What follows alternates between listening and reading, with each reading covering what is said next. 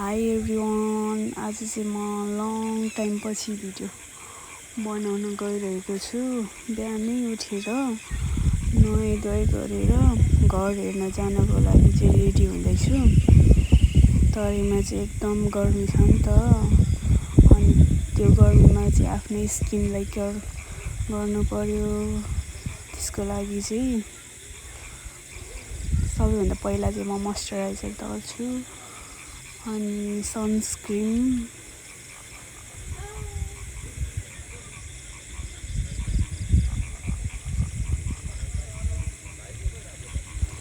चाहिँ यो चामलबाट बनाएको हो नि त, त्यसै कारणले त्यस्तो नराम्रो छैन, राम्रै छ।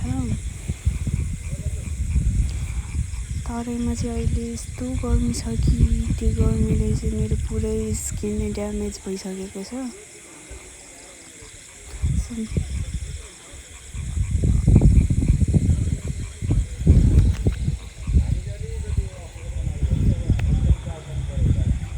त्यसपछि चाहिँ म रुमबाट निस्किँदैछु।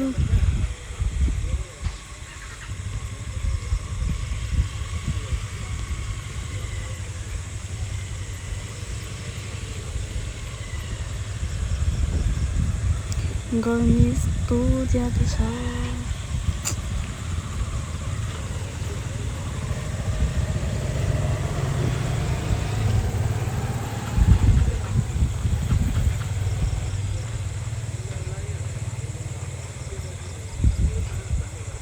रुमदेखि चाहिँ त्यस्तै घर बनाउँदै गरेकोमा जानको लागि चाहिँ 6-7 मिनट लाग्छ।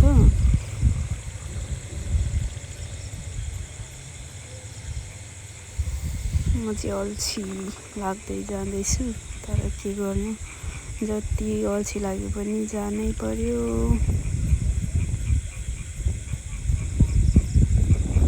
त्यसपछि पसलमा चाहिँ मैले हिजो केही सामानहरू लगेको थिएँ, त्यसको पैसा चाहिँ आज दिँदैछु।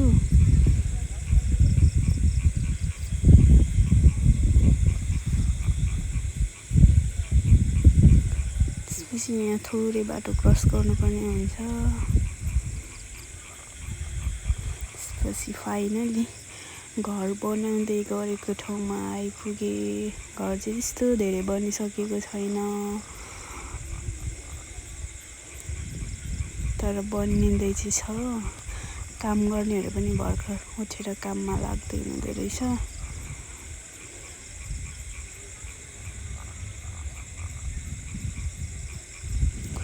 एकदम गर्मी भएपछि चाहिँ म आँप खाँदैछु। आँप चाहिँ गुलियो अमिलो हल्का मिक्स रहेछ, तर नि एकदम मिठो भएको थियो। त्यसपछि म फेरि खाना खानको लागि चाहिँ रुम फर्किँदैछु। यस्तो धेरै गर्मी छ आज।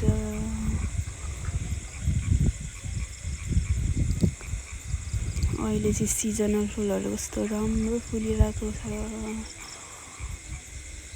त्यसपछि म खाना खानको लागि चाहिँ किचन जाँदैछु।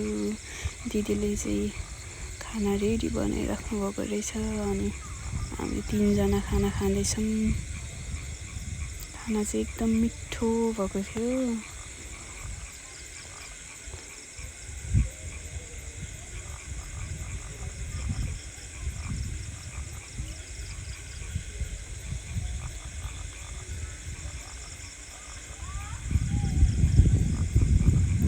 त्यसपछि चाहिँ खाना खाइसकेर रेडी सबै काम सकाएर चाहिँ म चाहिँ फेरि यता घर हेर्न गएँ।